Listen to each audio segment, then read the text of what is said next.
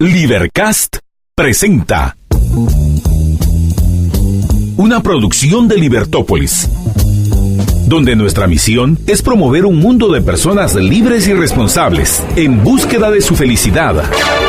Creamos valor innovando, analizando y transmitiendo información e ideas. Día a día encontrarás los episodios de las emisiones correspondientes a nuestros programas. Contravía, todo a pulmón. Contravía por la tarde, más negocios y Liberviernes.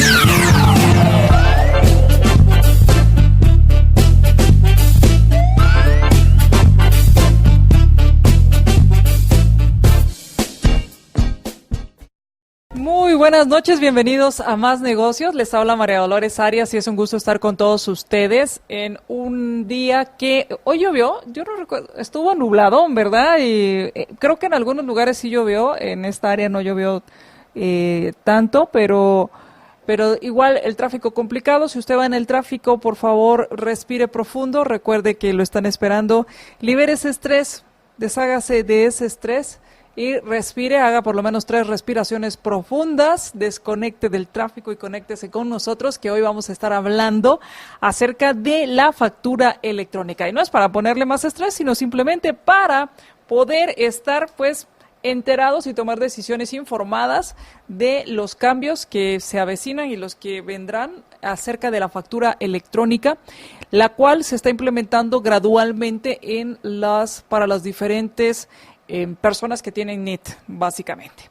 Entonces, de eso vamos a platicar. Ya está en los estudios nuestro invitado Mario Archila, de Archila y Asociados, con quien vamos a estar hablando acerca de este tema. También quiero aprovechar para agradecerles por su sintonía en la 102.1, a quienes ya están compartiendo nuestra transmisión, muchísimas gracias. Gracias a quienes nos saludan y nos dicen por qué escuchan y por qué les gusta Más Negocios. Muchísimas gracias, nos motivan a seguir adelante. Les agradezco que pues me hablen donde me encuentran y pues me digan que puedo, cómo mejorar el programa y qué es lo que les gusta de lo que estamos haciendo. Muchísimas gracias. Así que gracias por vernos a través del facebook.com/libertopolis.com. Gracias por compartir. Nuestro canal en YouTube es Libertópolis, se pueden suscribir y además nos pueden seguir a través de @Libertópolis, esto en Twitter. Y hoy tengo una llave maestra que si alguna vez te ha pasado que tienes dudas y que dices, ¿será que puedo? Pues de hoy te voy a platicar qué hacer con esos pensamientos. Así que vamos a nuestra llave maestra. Más Negocios presenta Llave Maestra.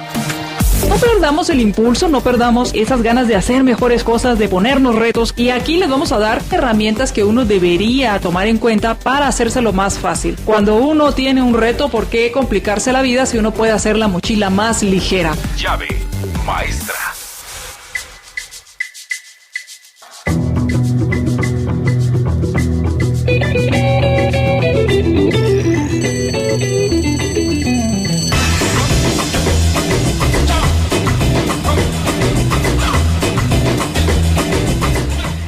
¿Cómo eliminar los pensamientos negativos y cómo eliminar ese diálogo interno que a veces en lugar de ayudarnos nos perjudica? De eso te voy a platicar y igual si quieres este artículo con muchísimo gusto te lo mando, mándame un mensaje a mi cuenta en Facebook, es MDA30, en Facebook MDA30, ahí dime pensamientos negativos y yo con eso yo ya sé de qué artículo estamos hablando.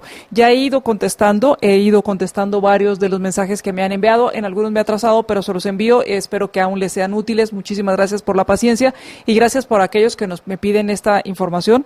Para mí es un gusto poder compartirla y que cada vez más personas pues podamos ir aprendiendo y poniendo en práctica lo que aprendemos. Entonces, ¿cómo eliminar los pensamientos negativos o esas conversaciones negativas que tenemos y que nos traen dudas? Y muchas veces uno se preguntará si las personas que tienen éxito, las personas que se atreven, que hacen las cosas, si no tienen dudas, si no tienen temores, y cómo hacen, si las tienen, cómo hacen para sobreponerse a ellas. Por lo general, los pensamientos o esas conversaciones o decirte, o si esos pensamientos negativos son muy comunes y le pasan a muchas personas.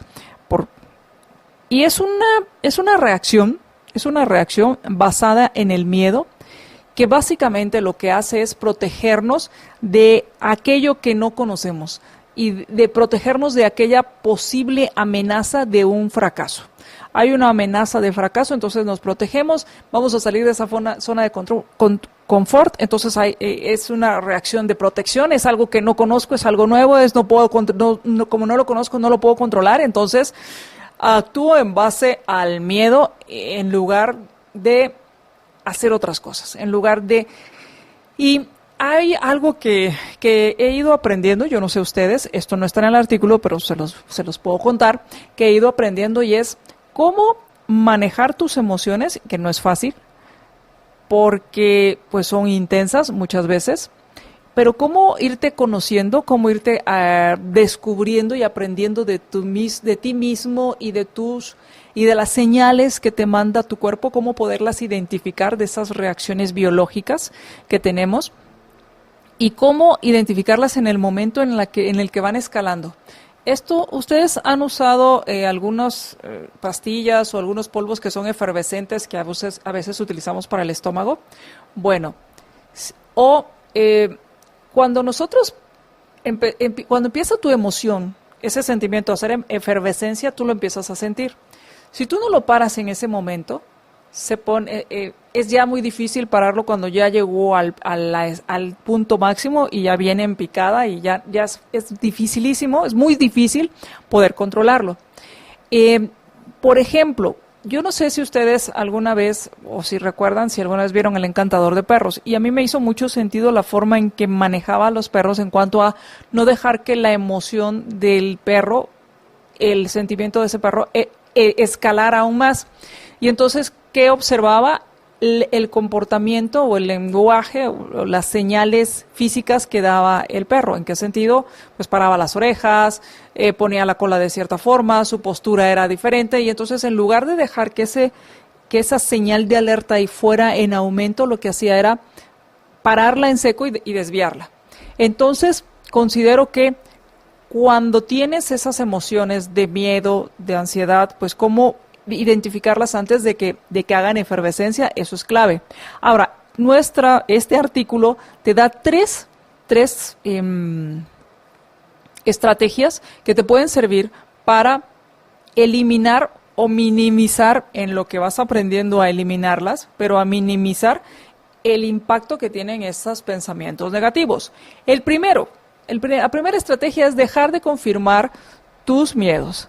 El clásico, si me subo a la bici me voy a caer, si me monto en los patines me voy a caer, y pienso y me voy a caer y efectivamente me caigo. Entonces, dejar de confirmar tus miedos y muchas veces, como les comentaba, el miedo es porque te vas a mover hacia un lugar desconocido o a un territorio que pues no has explorado y por consiguiente es incierto. Y entonces, ¿qué hacemos? En algunos casos hay quienes buscan información, hay quienes solo escuchan las cosas negativas. Ya ves, alguien me dijo, o ya ves, me enteré que a fulanito le pasó tal cosa.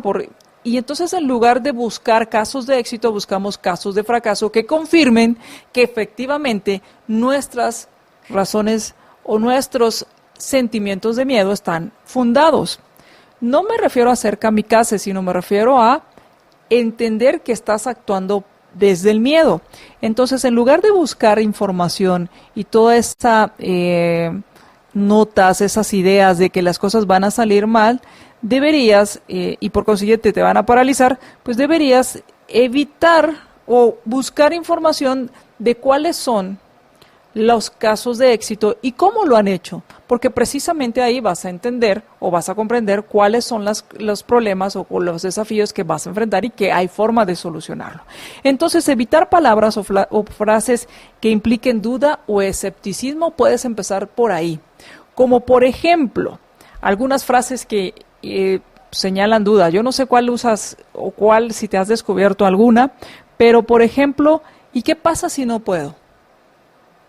Lo voy a intentar. ¿Y qué pasa si no puedo? Y es que no sé cómo hacerlo. La verdad es que no puedo, no creo que yo pueda. Y todas estas dudas, lo único que hacen es reforzar tus miedos y lo que hace es minimizar tu confianza, tu autoestima. Entonces, evita todas esas frases con carga negativa. Recuerda que al final de esta historia y a final de cuentas, eres tú quien tiene la responsabilidad, por no decir el poder, de decidir qué vas a creer de esto que estás escuchando y si lo vas a tomar como cierto. La segunda estrategia, enfócate en la vida que deseas, no en los retos que estás enfrentando. Muchas veces, y yo no sé a ustedes si les ha pasado, que muchas veces uno ve el problema, pero no, por ejemplo, tienes que entregar un trabajo para cierta fecha o cierto tiempo, y entonces estás pues trabajando y estás pues sudando la gota gorda, como solemos decir, y solo te enfocas en, no voy a poder hacer esto, no voy a poder hacer allá, no voy a poder, en lugar de pensar en lo que vas a obtener al terminar esta tarea.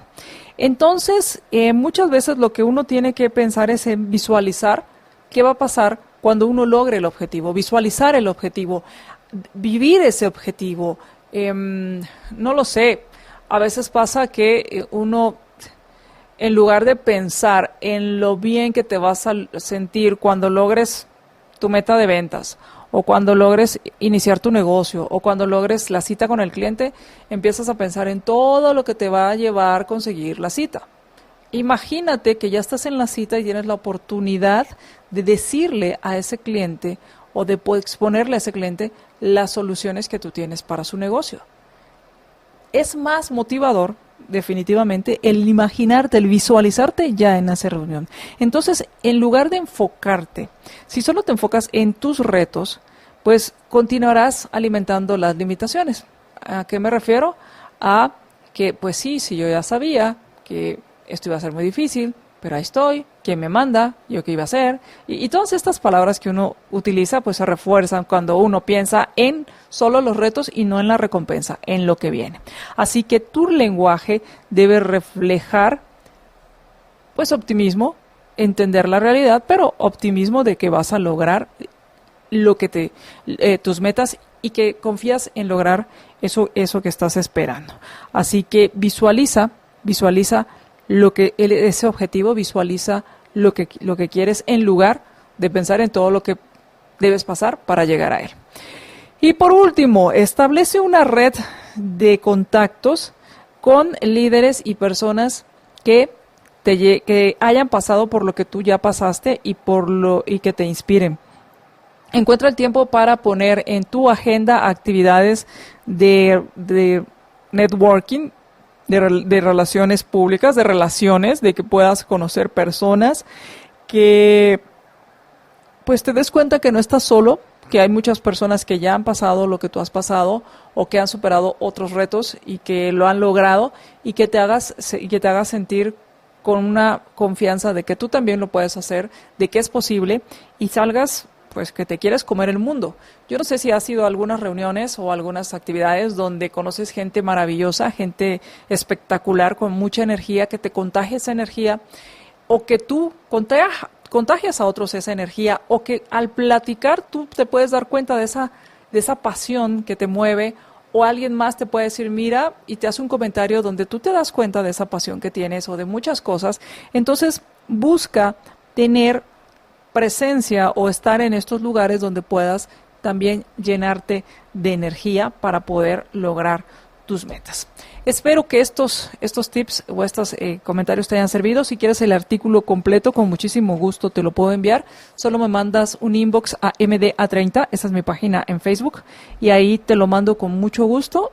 Solo ponme pensamientos negativos y con eso yo ya sé de qué estamos hablando. Vamos a ir al corte. Y cuando regresemos, hablemos del tema de las facturas electrónicas. Muchísimas gracias a quienes ya están compartiendo nuestra transmisión. Vamos al corte y regresamos. Más Negocios presentó Llave Maestra. Llave Maestra. Las herramientas más completas para enfrentar nuestro actual mundo competitivo.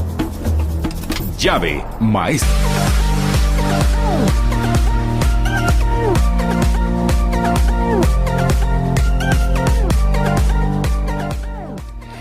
Regresamos a Más Negocios y ya está con nosotros en los estudios nuestro invitado Mario Archila, con quien hemos platicado de varios temas y hemos dado seguimiento a temas de temas fiscales.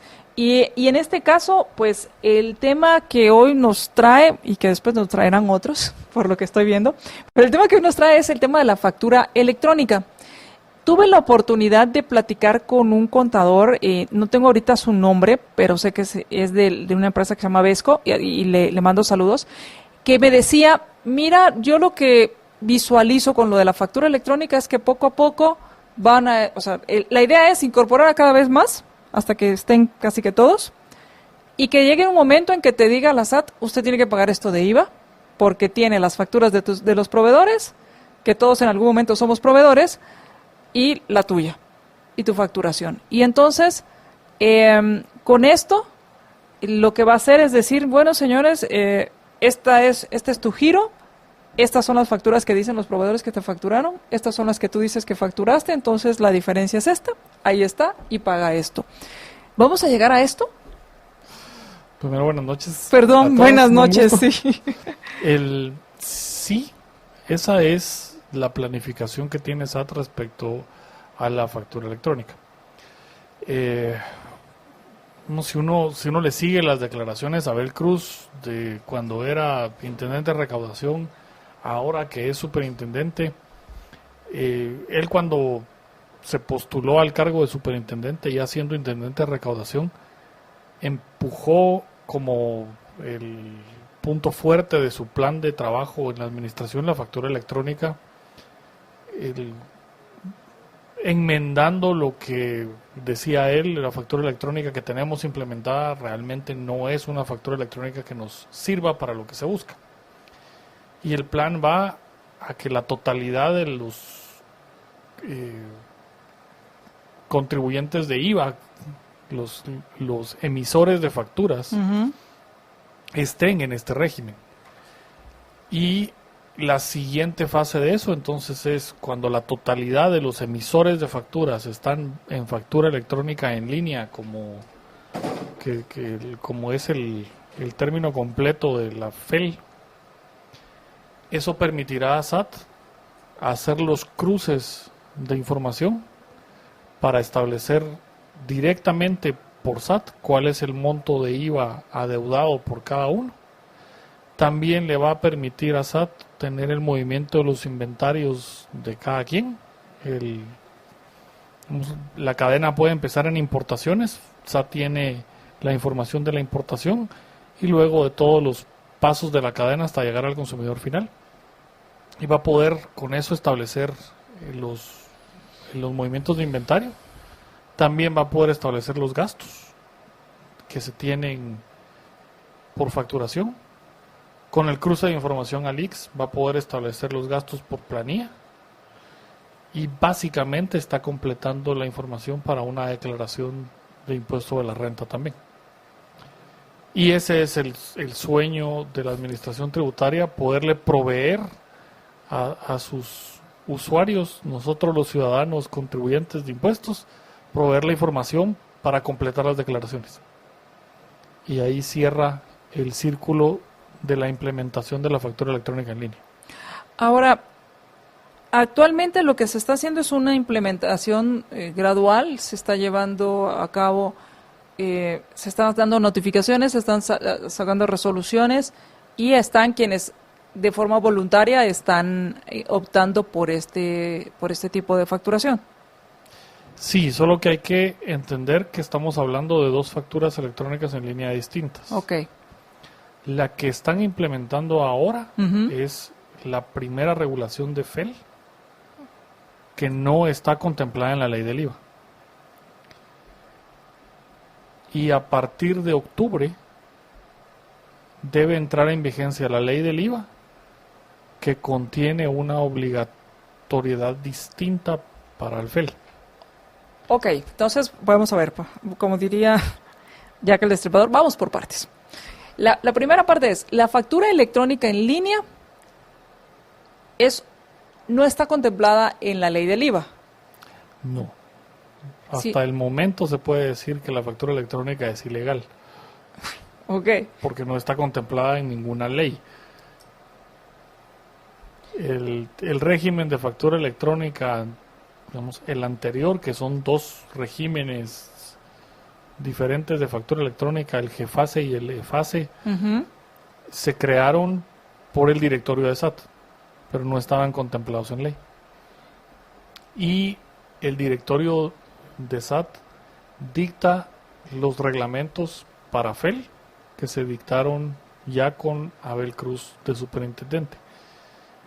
Y esos acuerdos del directorio, y aquí viendo, el tuyo es el 13-2018, Ujú. ese modifica todo el régimen de factura electrónica, crea factura electrónica en línea, pero tampoco tiene un sustento legal. Y es hasta que el Congreso aprueba el decreto 4-2019 que se incorpora en la ley del IVA la posibilidad de ser obligado a emitir facturas de ¿Qué- forma electrónica. Que este fue el famoso decreto que se hablaba que era sobre lo del café, Sí. y que ahí fue algo así como cuando querían aprobar aquella ley de las semillas o de los vegetales, la UNOP, y que luego metieron al final un artículo que decía y se le otorgan no sé cuántos cientos de millones de quetzales para que se pague la carretera Odebrecht. ¿Algo así sucedió? Exactamente. La ley de reactivación económica del café, que es el decreto Ok. 4-2019, realmente tiene 2 o 3 artículos que hablan del fideicomiso del café, y por ahí tiene un artículo que habla del procedimiento de devolución electrónica de crédito fiscal para exportadores. Que esto es por todo el problema que hemos tenido en años de que SAT no logra terminar de devolver y de conocer los expedientes de solicitud de devolución de crédito del IVA que tienen los exportadores. En esta implementación de ese régimen electrónico de devolución, por alguna razón, no entre la gente que conozco de SAT y la gente que conozco del Ministerio de Finanzas con las que he platicado, ninguno me ha podido decir quién colocó el artículo de la factura electrónica en la ley. Pero el régimen de devolución electrónica lo que pedía es que los exportadores estuvieran incorporados en el régimen de factura electrónica. Claro, se coló, como se colaron otros cuantos artículos en la ley, se coló el que SAT tiene la posibilidad, ahora sí, de obligar a cualquiera a que emita facturas electrónicas. En este decreto, que no tiene nada que ver, no es una ley de modificación al IVA, sino que porque se estaba proponiendo el régimen de devolución electrónico para exportadores, se aprovechó alguien de alguna forma para incorporar los artículos de la factura electrónica. Es más, el 4-19 no tiene dictamen ni opinión de SAT. Lo aprobó el Congreso sin una opinión de SAT. Entonces es un tema curioso que los amigos que conozco en SAT me han dicho, pero ahí sabes que nosotros no opinamos sobre esa ley. Para nosotros también fue sorpresa ver la ley publicada. Si es cierto o no es cierto que no opinaron, que no sabían, no lo sé, no es para desmentirlos ni nada, simplemente es que algo pasó en el decreto y creo que vale la pena que los radioescuchas y los que nos sintonizan en redes y demás sepan que lo que ahora está implementando SAT no es lo mismo que tiene la ley del IVA que se implementa a partir del 30 de octubre. Son dos regulaciones diferentes. Y entonces, ¿cómo las compatibilizas? ¿Cómo va a funcionar esto? Porque te podría decir, ya entendí, pero menos. Pues ahora hay un reglamento, este acuerdo del directorio 13-2018, que tiene la regulación de la factura electrónica y es básicamente los términos técnicos de la facturación electrónica y cómo se van a ir incorporando, y esa es la que establece las fases de incorporación. Ahora, la ley tiene que SAT va a poder poner sus propios criterios para establecer quién está obligado y en qué momento a utilizar factura electrónica. Que la ley contempla dos cosas que no tiene el reglamento, el acuerdo del directorio el 13-2018. la ley del IVA tiene, la factura electrónica automáticamente implica la utilización de un sistema de registro de operaciones contables de forma electrónica que tiene que proveer SAT. Entonces es más amplia la obligación, no solo es la factura. No solo es facturar, sino además toda la contabilidad, por así decirlo, debe estar llevada en un sistema electrónico. Sí, eso es lo que dice la ley del IVA. La ley del IVA. En este momento el Ministerio de Finanzas Públicas tiene que trabajar en un reglamento, porque la ley del IVA necesita ser reglamentada a través de un acuerdo gubernativo, como la prohibición del plástico. Aquí es también un acuerdo que tiene que emitir el presidente y el ministro de Finanzas y modificar el reglamento del IVA actual, porque tienen que incorporar todos estos artículos y reglamentarlos. Es en esa reglamentación que se espera se aclaren algunos temas para la operación, y eso de la parte que hemos podido platicar, porque sí le ha causado mucho problema de implementación a compañías muy grandes que tienen sistemas integrados de contabilidad con su sistema de facturación. Les ha causado dudas, les ha causado problemas de incompatibilidad de software. Entonces me han pedido que los acompañe a ciertas reuniones y me he enterado del lado técnico. SAT está trabajando para facilitar la incorporación de todos. La perspectiva de SAT, por lo menos de lo que le cuentan a uno, es facilitar y que todos no tengan un costo en la implementación, sino que al contrario les resulte en un ahorro de papel, de procesos y demás, y que lo puedan hacer. Cualquiera puede emitir una factura electrónica desde el portal de SAT ingresando a su agencia virtual. Esa es una forma, esa es una factura muy sencilla. Pero los famosos certificadores son los que pueden hacer el formato de la factura a gusto, con el logo, con todos los detalles de marketing y bonitos que uno quiera. Pero eso no está reglamentado todavía dentro de la ley del IVA y se está haciendo para volverlo compatible. La devolución del crédito del IVA tiene regulación nueva con ese régimen electrónico, tiene que ser reglamentado. Entonces puede ser que dentro de los términos técnicos que el directorio aprobó, con la regulación que salga del Ministerio de Finanzas, SAT tenga que corregir ese acuerdo del directorio 13-2018 y adecuarse si el Ministerio coloca algo que SAT no tiene contemplado.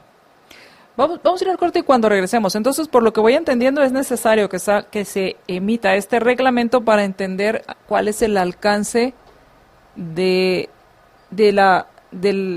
tema de la factura electrónica, en cuanto a que entonces la SAT estaría obligada a proveer un sistema electrónico para llevar la contabilidad. Si le estoy diciendo, por ejemplo, la semana pasada sale esta resolución, la 838, la 838-2019, donde dice que todos aquellos que le presten servicios básicamente a las entidades de gobierno o que reciben dinero del gobierno deben pasarse a la factura electrónica en línea. Pero si se pasan a la factura electrónica en línea, ¿implica también que deben tener un sistema contable electrónico? Esa es una de las dudas formales que hay, pero dentro del régimen de la ley del IVA sí es obligatorio el régimen electrónico de registro de operaciones, porque le aplica a un poco más que solo la contabilidad como tal, y esa es una de las dudas que el reglamento tiene que aclarar. ¿A qué se refiere ese término de registro de operaciones y conservación de documentos de soporte? Para poder implementar lo que he oído le han denominado factura electrónica 4, porque esta actual es la factura electrónica 3.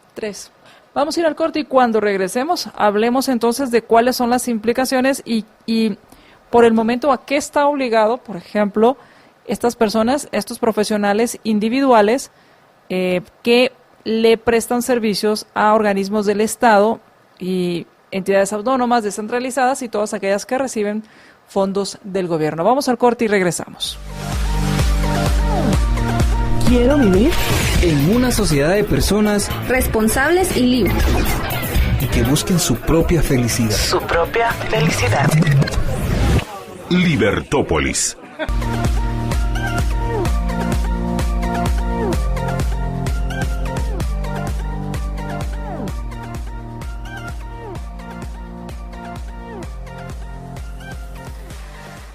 Regresamos a Más Negocios y estamos con nuestro invitado Mario Archila hablando acerca de la factura electrónica.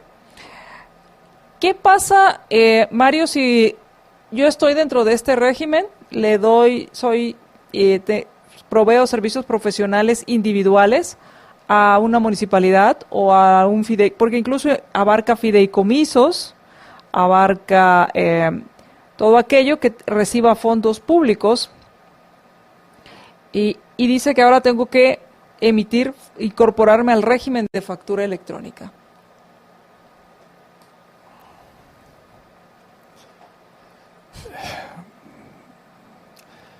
Yo, para desgracia de SAT y del ministro, creo que esa resolución es ilegal. Ok.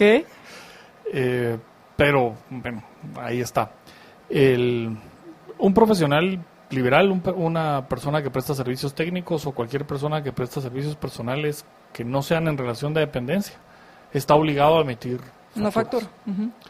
Y está obligado al juego de compras y ventas para efectos del IVA.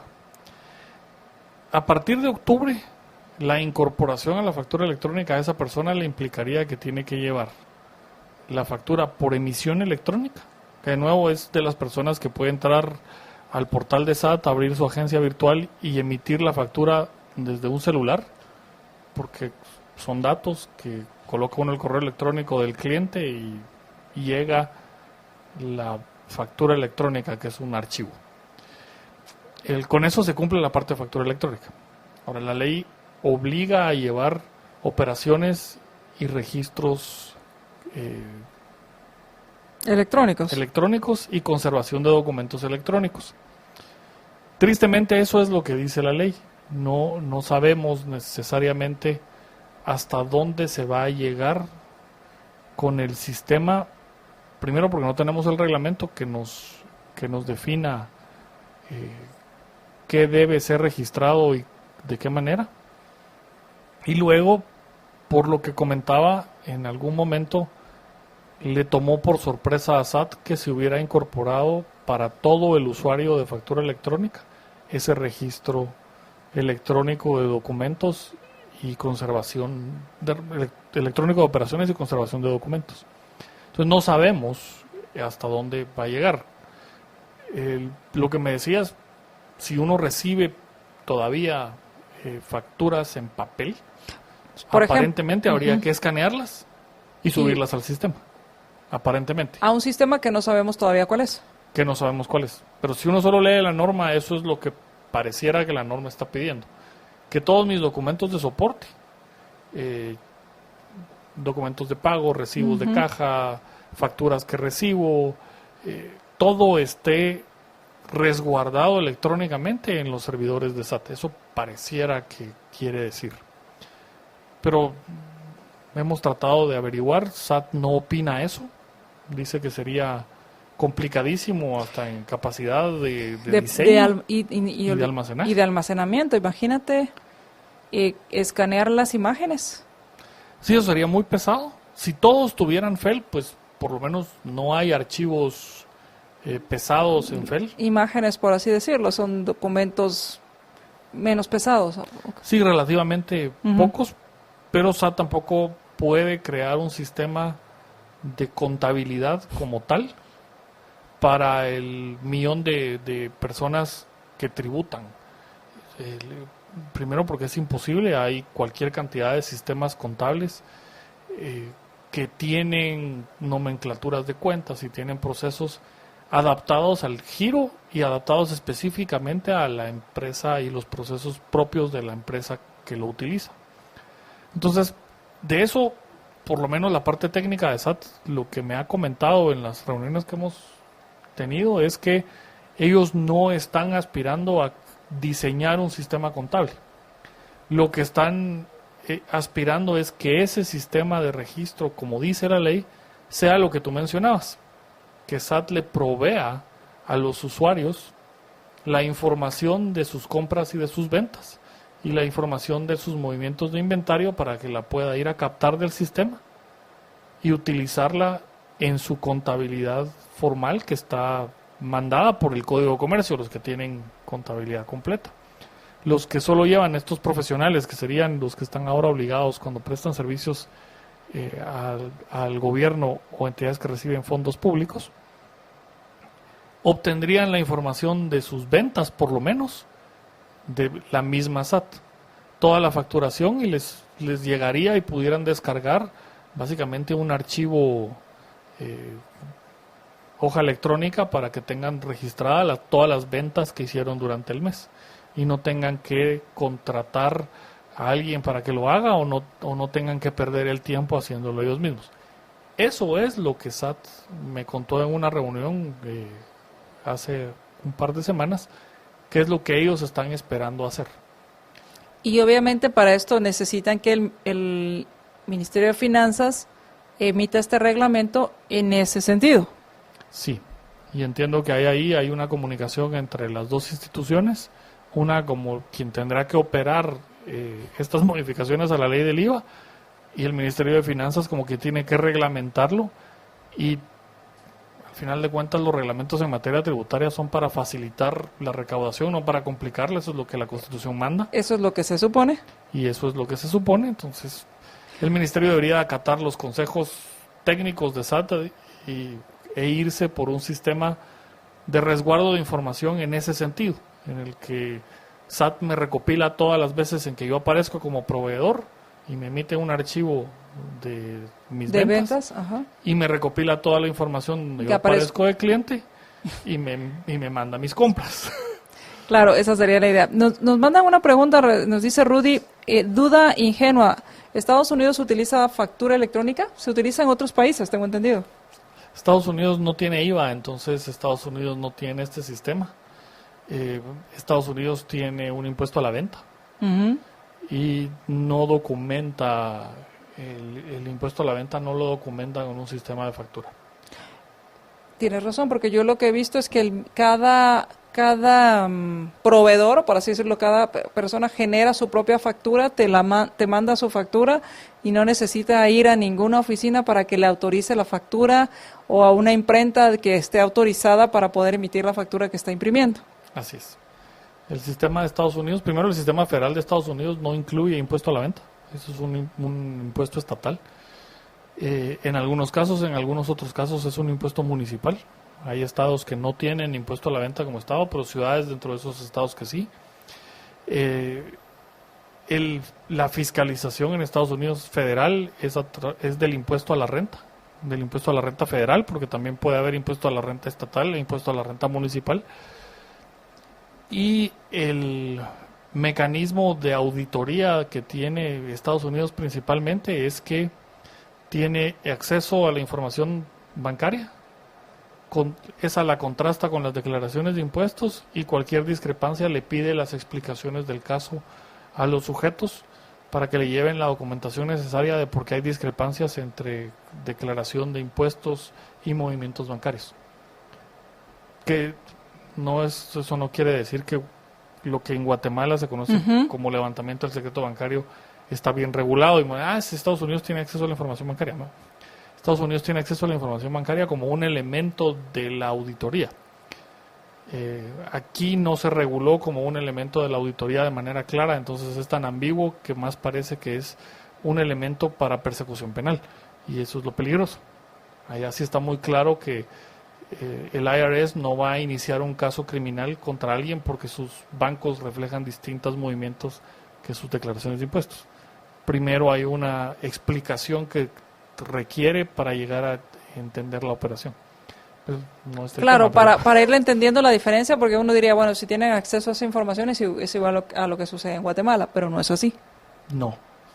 Allá es para cuestiones de auditoría. Allá te citan, te explican qué vieron y te piden las explicaciones respecto a lo que ellos vieron para que uno llegue con su equipo de asesores y la información y demás y les explique a ellos por qué lo que vieron no es como lo vieron. Acá el proceso es a espaldas del investigado y no necesariamente dentro de un procedimiento de auditoría.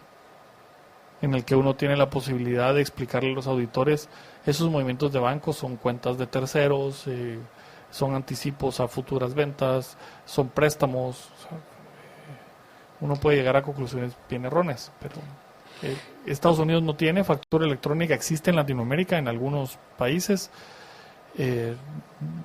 No es un documento a nivel mundial como para decir todos los países del mundo que tienen IVA tienen factura electrónica.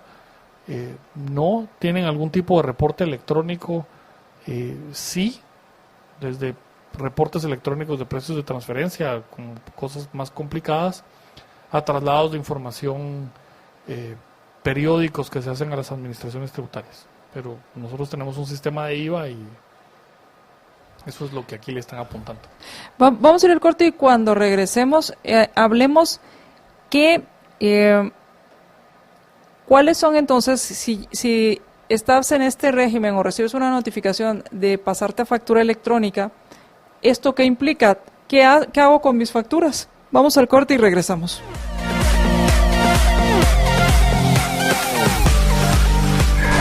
Libertad es la aplicación de Libertópolis. Ingresa a tu tienda de aplicaciones preferida en tu tablet o smartphone. Escribe en el buscador la palabra Libertad. Espera unos segundos y se te desplegará la aplicación. Ahora descárgala. Una vez la tengas, ejecútala y tu dispositivo te dirá cuando esté lista. Ahora ya puedes disfrutar de las ideas de la libertad. Libertad es la aplicación. Regresamos a Más Negocios y estamos platicando con nuestro invitado Mario Archila con respecto a la factura electrónica. ¿Qué pasa si recibo una notificación? ¿Qué hago con mis facturas? Porque por lo general, pues, o ya las imprimiste o tienes un sistema que te emite las facturas y tienes como una resolución que te dice que tú puedes emitir de tal factura a tal factura y tu sistema lo emite. Todos los sistemas en papel de imprenta o autoimpresor, que sería el segundo que comentaste, donde uno tiene cierto número normalmente es para las cajas registradoras que usan los famosos tiquetes. Esto con la resolución de incorporación a FEL dejan de tener vigencia. Y normalmente las resoluciones están saliendo donde se le informa al sujeto que tiene 2 meses, 3 meses, cierto plazo para incorporarse a FEL, y automáticamente le indican que tiene todos sus documentos todos sus documentos tributarios dejan de tener vigencia en papel y solo los podrá emitir de manera electrónica. Entonces, notas de crédito, notas de débito y facturas quedan ya únicamente en sistema electrónico a partir de esa fecha. Y esa es la notificación que les está llegando a los que están siendo incorporados. Y entonces lo que tengo que hacer con todas esas facturas que mandé a imprimir, vamos a suponer que fue por imprenta, las tengo que anular o cancelar. Sí, así es. No es buena idea tirarlas para que la quema el diablo porque... Esa es otra pregunta. En algún momento puede ser que suceda, que ya ha pasado, y entonces uno resulta siendo clonado en sus facturas y alguien más empieza a utilizarlas. Y la forma de defenderse de una suposición de SAT que uno está emitiendo facturas y no las está registrando es llevar las facturas sin utilizar las facturas físicas y mostrarlas que ahí están y que no las utilizaste. Sí. Y obviamente como legítimo propietario, por así decirlo, de esas facturas.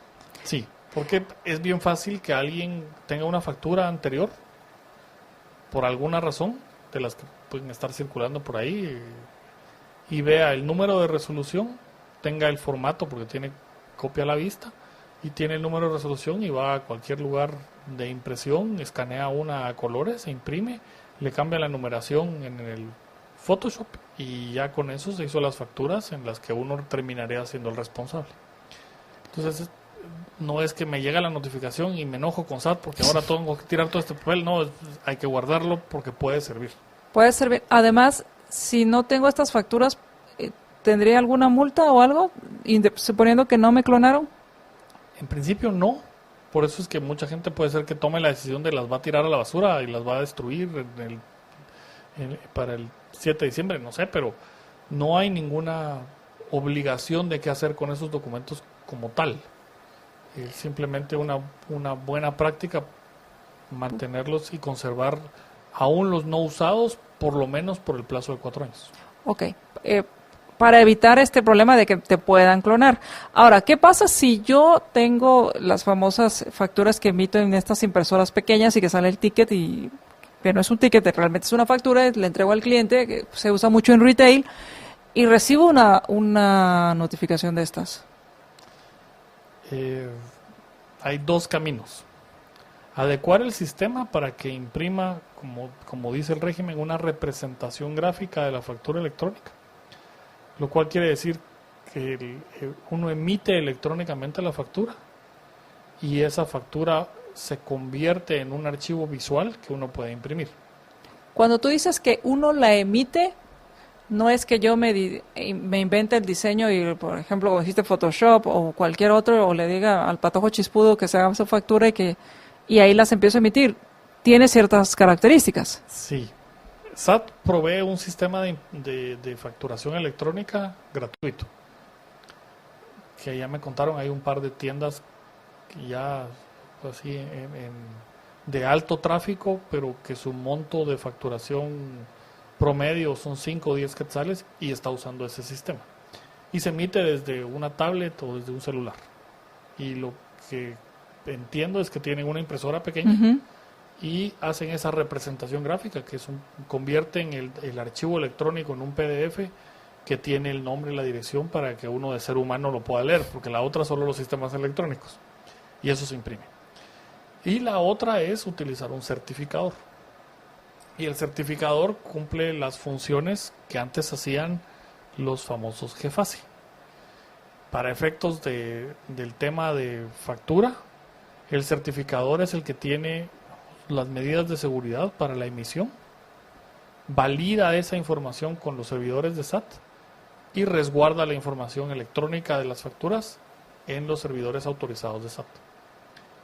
Ese es el certificador. La ventaja que tiene el certificador para alguien que está haciendo actividades en el mercado es el certificador sí puede hacer que la representación gráfica de esa factura electrónica tenga el logo, tenga la dirección, tenga colores, tenga información, tenga secciones de promoción, tenga un anverso con ofertas del mes, con cupón, con lo que uno quiera. Pero eso tiene que ser un certificador y ellos son los que lo pueden hacer. El sistema de SAT, que es gratuito, no permite hacerlo. Entonces tengo 2 caminos, o uso el sistema de la SAT o contrato un certificador. Sí. Y aquí en este tema de, ¿tengo que imprimir la factura o le pido su correo y ahí le va? ¿Estoy obligado a imprimir facturas? Todas las facturas que se emiten bajo sistema FEL cuando llevan NIT se supone que quedan registradas en la agencia virtual del comprador. Y el comprador puede entrar a su agencia virtual e imprimirlas todas.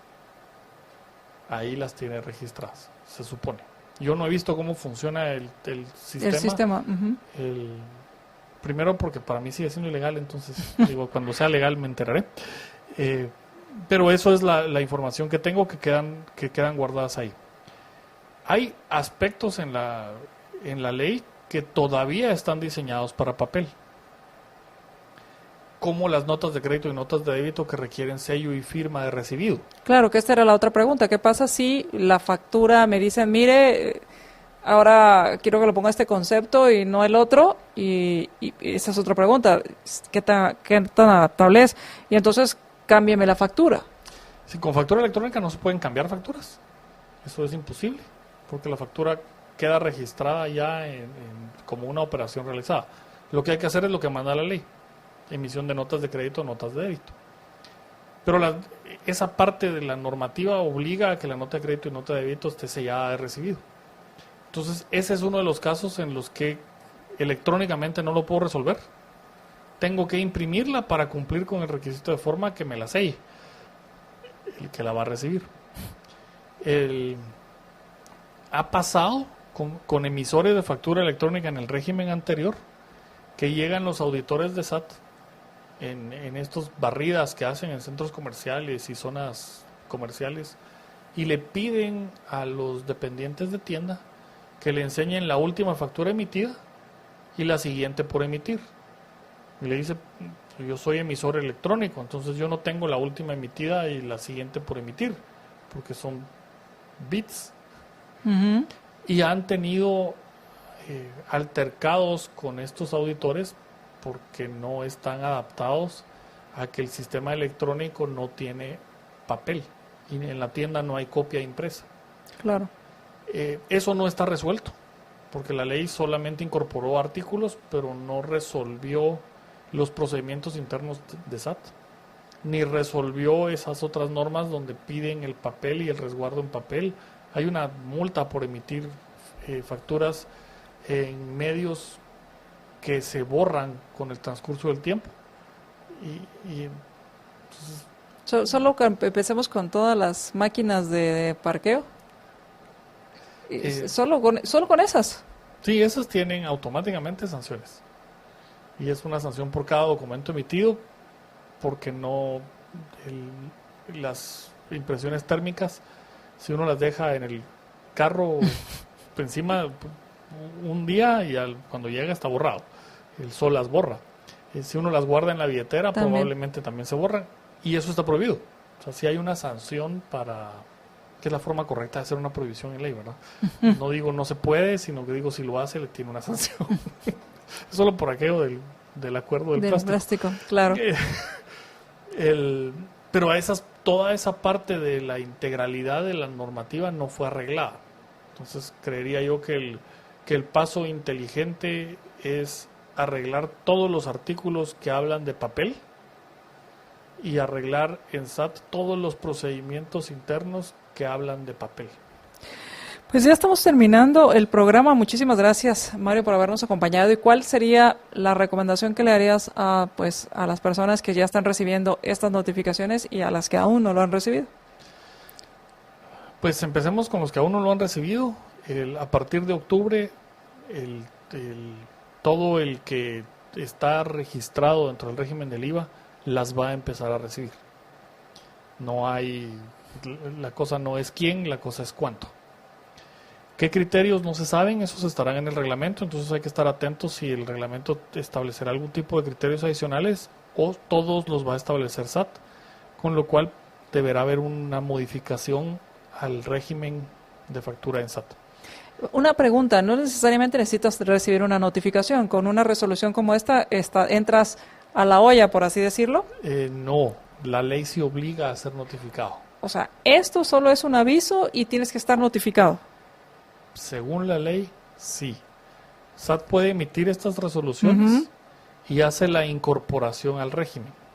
Y la ley dice, SAT con los criterios que establezca hará la incorporación al régimen de oficio. Esto lo que quiere decir es que uno no tiene que ir a pedir que una vez salga publicado el criterio que sea, por ejemplo, los abogados a partir del 2 de diciembre. Entonces, todos los abogados ya están incorporados. Lo que SAT tiene que hacer y la ley obliga tiene que emitir una resolución para cada uno, notificarle y darle 3 meses para que se incorpore al sistema una vez notificado. Ahora entiendo lo de la ilegalidad. Por Sí. lo menos aquí dice empezará a regir a partir del día siguiente de la fecha de publicación en el diario oficial. Sí, pero hay una Y norma en el el Código Tributario sitio. y por eso es que la ley del IVA, ahora que lo incorpora, tiene esa obligación de notificar. Porque el Código Tributario dice que no hay resolución que le pueda afectar a ningún contribuyente si no le fue notificada como establece el Código. Entonces, esta resolución así al aire, publicada en el diario oficial y en conferencia de prensa, miren, esto le aplica a todos los 029 y los, creo que 021, Ujú. pero es ilegal que por diario oficial me digan a partir de hoy tengo que emitir una factura electrónica. Pero como no está en ley, entonces es un poco más complicado hacer la línea de cuál es lo correcto. Ahora sí está en ley que tiene que notificar y darle un plazo de 3 meses a partir de la notificación para que empiece a usar el sistema. Entonces, básicamente es irse preparando y una vez llegue la notificación, tiene 3 meses para decidir cómo va a incorporarse a la factura electrónica, si a través de la SAT o a través de de un certificador. Así es. Pues muchas gracias, Mario, por haber gusto. estado con nosotros. ¿Dónde puede encontrar información tuya o de lo que estás publicando? Normalmente paso mi tiempo en impuestosychocolate.com. Ok, impuestosychocolate.com. Ahí encuentran información de lo que estás publicando e información tuya. Ahí estamos. Pues muchísimas gracias, Un Mario. gusto. Que tengan una excelente noche. Nos escuchamos en nuestra siguiente emisión de Más Negocios y mientras nos volvemos a escuchar, sea feliz, sin excusas. Libercast presentó una producción de Libertópolis. Recuerden que si quieren conocer más de nuestros programas, seguirnos en las diferentes redes sociales, o si quieren ver nuestros programas y conocer a nuestros conductores e invitados, pueden ingresar en www.libertopolis.com. Recuerda suscribirte y dejarnos 5 estrellas para que continuemos trabajando en producir más podcasts de tu interés. Libertópolis, ideas con valor.